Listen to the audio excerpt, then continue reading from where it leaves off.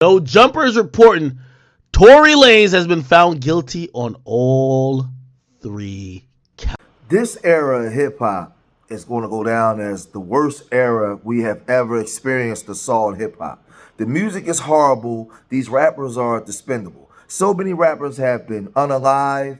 There's a lot of rappers that are in prison. It's just a horrible time for rappers. We see what's going on with the YSL situation. We see what's going on with Little Durk, the King Von unaliving, and it's just so many countless rappers that people that I'm not even mentioning. The Young Dolph situation, Yo Gotti and his brother situation. But then we get to Tory Lanez. And Tory Lanez was a rapper that blew up. He was well known internationally. He's a rapper from Canada. He was an okay artist. But he's in prison now during a 10-year stretch for allegedly, he was convicted of shooting Megan Thee Stallion in the foot in Los Angeles. And so many people turned against him. Women's rights organizations turned against him. He became a pariah in the media. Everybody was destroying him.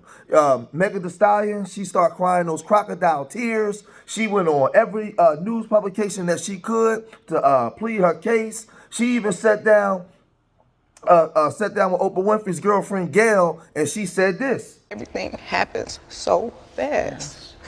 And all I hear is this man screaming. He said, dance, and he started shooting. And I'm just like, oh my God. Like, he shot a couple of times. Mm-hmm. And I was so scared. So is he in the car shooting from the car? Then Gail asked the question, did she have a sexual relationship with Tory Lanez? And you got to stutter, you got to right? And then she said this. Did you have an intimate relationship with him? Like sexual? Yeah. Megan, did you have a sexual relationship with Tory Lanez? Yes, that's my question. I didn't have a sexual relationship with Tory. And a lot of us in the industry, in the grassroots and on the streets determined that to be a lie. A lot of people behind the scenes were saying that Megan Thee Stallion has been passed around and she's an alcoholic. Even her former girlfriend Kelsey said this. There was a lot of entertainers that had already slept with this woman, right? This is not something that I'm making up. This is the stuff that was already being said in the tabloids and other men coming out saying that they slept with this woman, right? But then Tory Lanez also spoke about this. So a lot of us didn't believe her. But another person that didn't believe her and was on social media saying certain things for 50 Cent, he said this. I'm gonna apologize to Megan Thee Stallion. I said some things, and it was because on social media I posted things that when she said she was with Gail, and she said, were you intimate with Tory Lanez? And she said, what? And then it was like, no. And I was like, she lying. Mm-hmm. At that point, I knew she's lying. There wouldn't be no reason for me to be around each other, babe. And then from that, it felt like she was lying to me. You know what I'm saying? So I was like, little things would pop up, and I wasn't being supportive of her at that point. You were a little more vocal. Yeah, and the only reason why I felt like, at some point you should apologize, I should apologize to her, is because when I heard the phone conversation, that made me feel like, oh shit. Now I know what happened. And all of us saw what his pops did when the verdict was levied down on Tory Lanez. His father went berserk. He was outside the courtroom screaming for anybody that would hear him. And he was coming after Desiree Perez, Jay-Z, a lot of the executives. He was coming after everybody. He was spilling the tea. And this is what he said. Y'all remember this? I just stood here in this Los Angeles County and witnessed the worst miscarriage of justice that this world has ever seen. You want to know how I feel? I'll tell you exactly how I feel. I got some names that I want to call. Alex Spiro, Desiree Perez, and the whole wicked system of Rock Nation, including you, Jay-Z. Yes. You who say you rose from the gutter, but you have traded and bartered the souls of young men, and you're still doing it. The only independent witness in this courtroom is a man whose name is Sean Kelly. He came to court, and our attorneys, he would not even shake their hand after he went upstairs with Kathy Tarr and Alex Bart. They met on Saturday before. They met with our witness. And then the man came back. But now we're hearing that he's been granted, you know, the rights for them to review his case or his appeal, right? Within his appeal, we're hearing that they're going to review some things within the case, within his conviction, right? And this is what some of the people are saying online. Check this out. Tory Lanez innocent claim accepted by appellate court, giving DA 2 weeks to respond. Let's talk about what this means. So first off, when they say accepted by the appellate court is just saying they're going to hear the appeal. They're not saying, oh, we're letting him out or we believe he's free. They're just going to listen to what his appeal is. That's all that means. Now, what is his appeal? It's pretty good.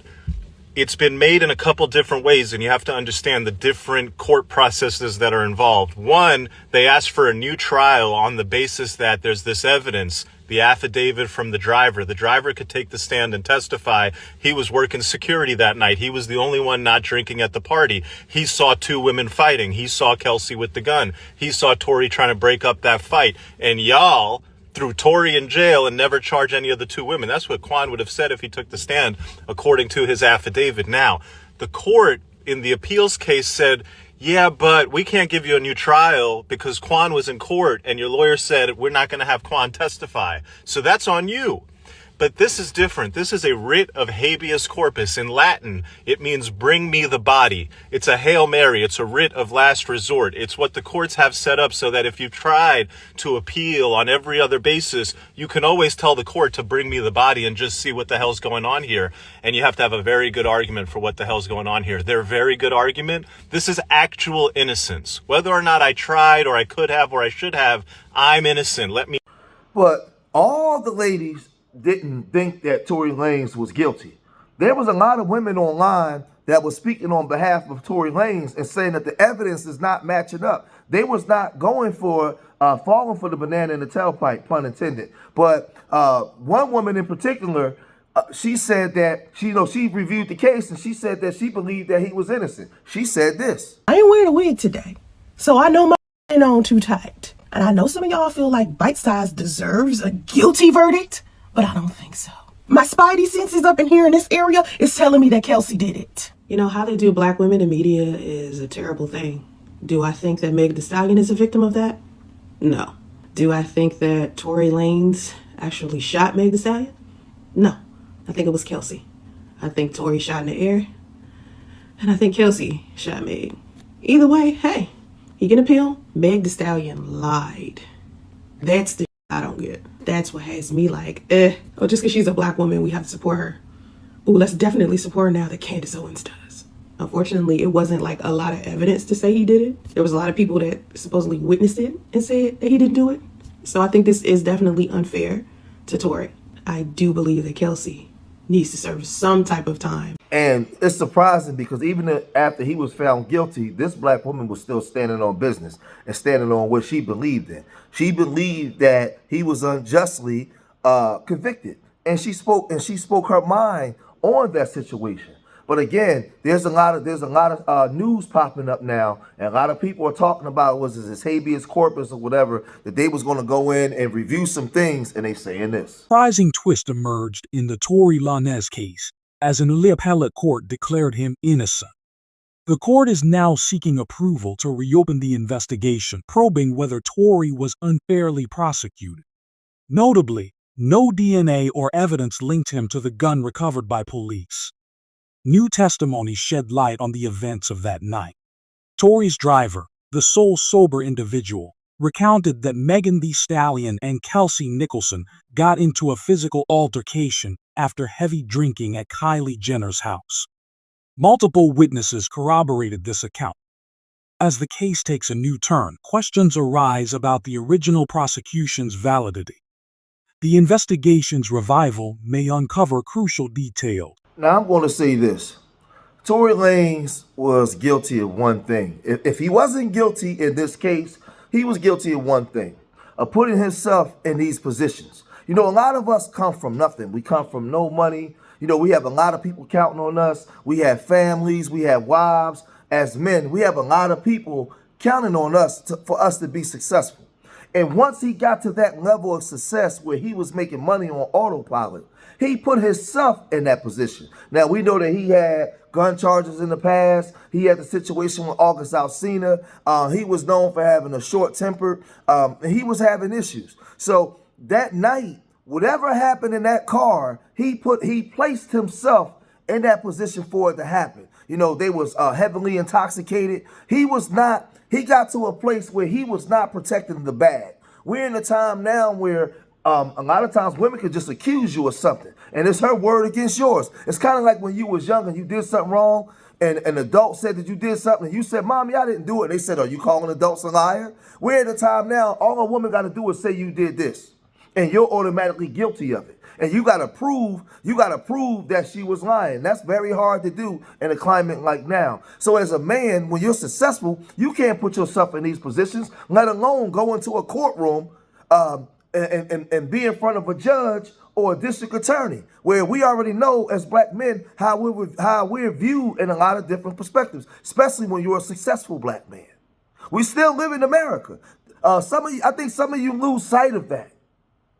There's no way of us ever knowing if a judge have a preconceived notion or a DA has a preconceived notion when we come into those courtrooms. So as black men, when we get to the level of success, we should want for our brothers what we want for ourselves. We should be sticking together, and we should be doing everything that we can possibly do to never put ourselves in these type of positions where we can be judged or whether unfairly or unfairly.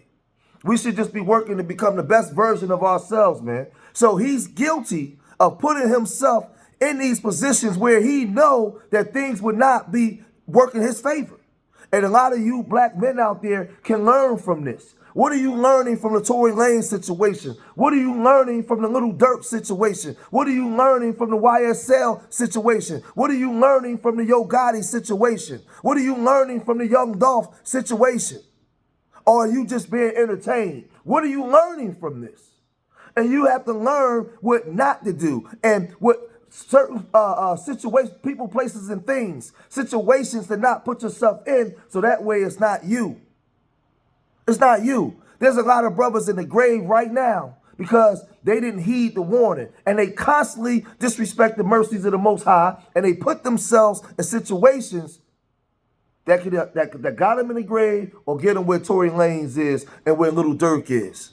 Where a lot of us, we don't come from money, we come from nothing. And a lot of times the process and getting to that, to those positions takes years. It takes sacrifice. It takes a lot of losses, a lot of commitment. And then you throw it all away with just bad decisions once you get to the top of the mountain. It's not worth it, black men. It's not worth it. So I'm going to cut this video short here. If you made it this far in the video, hit that like button. Subscribe to Street Media TV. Leave your comments in the comment section. Let me know what you guys think. And remember, I love y'all. Till the next time. Peace.